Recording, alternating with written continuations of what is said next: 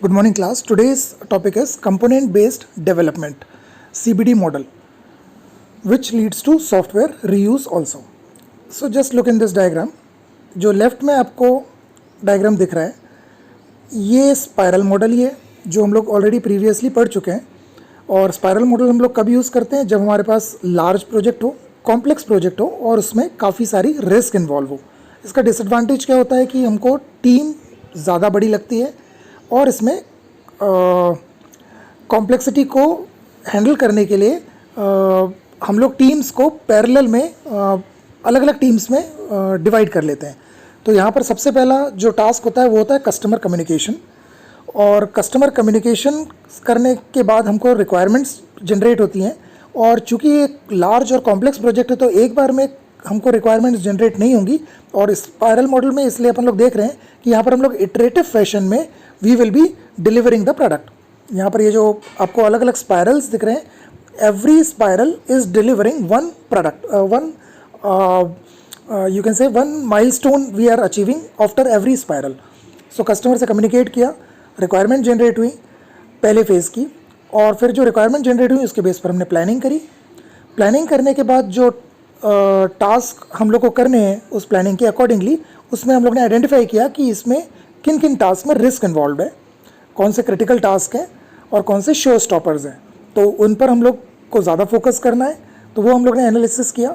उसके बाद next step में हम लोग ने इंजीनियरिंग, कंस्ट्रक्शन एंड रिलीज, मतलब डिज़ाइन पार्ट काम डिज़ाइन कंप्लीट किया उसका, और कंस्ट्रक्शन मतलब कोडिंग करी, और फिर उसके बाद रिलीज़ कर दिया, यानी कस्टमर के लिए रिलीज़ कर दिया। कस्टमर ने उस पर काम किया थोड़ा और फिर उसने अपना फीडबैक दिया, यानी कस्टमर इवैल्यूएशन किया। कस्टमर के फीडबैक जो भी आया उसके बेसिस पर अब हम लोग का जो नेक्स्ट इटरेशन है या नेक्स्ट स्पायरल साइकिल है उसको हम लोग उन चेंजेस के अकॉर्डिंगली डेवलप करेंगे। So these are the steps which are involve in the spiral model, जो और इटरेटिव फैशन में हम लोग इसको डेवलप कर रहे हैं। अब कंपोनेंट बेस्ड डेवलपमेंट इसमें कैसे इन्वॉल्व होता है, तो now the industry is moving towards the component based development and it leads to the software reuse. Now first of all, what is the component?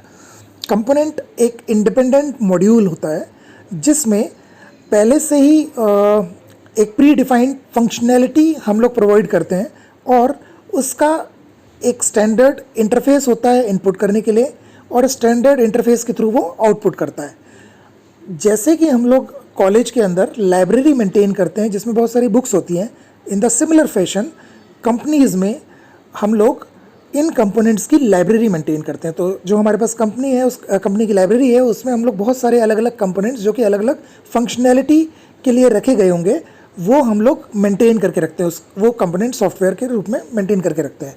अब हमको उस पर्टिकुलर फंक्शनैलिटी की कभी भी ज़रूरत होगी तो हम फिर से स्क्रैच से बिल्ड करने की जगह जो कंपोनेंट उस फंक्शनैलिटी को रिप्रेजेंट कर रहा होगा उस कंपोनेंट को हम लोग उस लाइब्रेरी से ले लेंगे।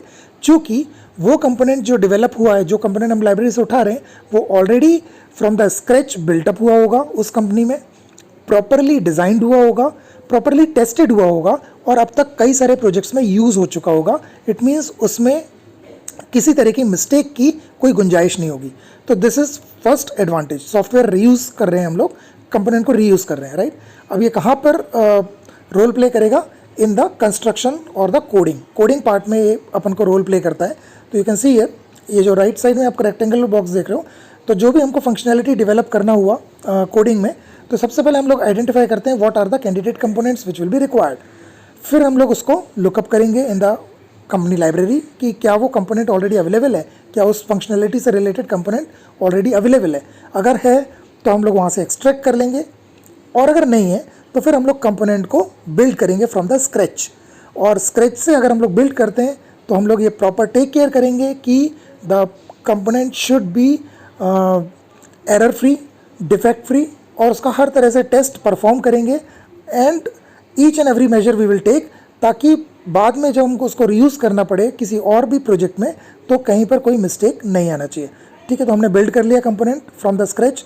देन अगर नया कंपोनेंट बिल्ड किया तो वो हम लोग लाइब्रेरी में अपने पुट कर देंगे नए कंपोनेंट को, और फिर हम लोग nth iteration of the system build करेंगे। So this is how we go through this spiral cycle using the component based development model, which is basically used for software reuse purpose. Thank you.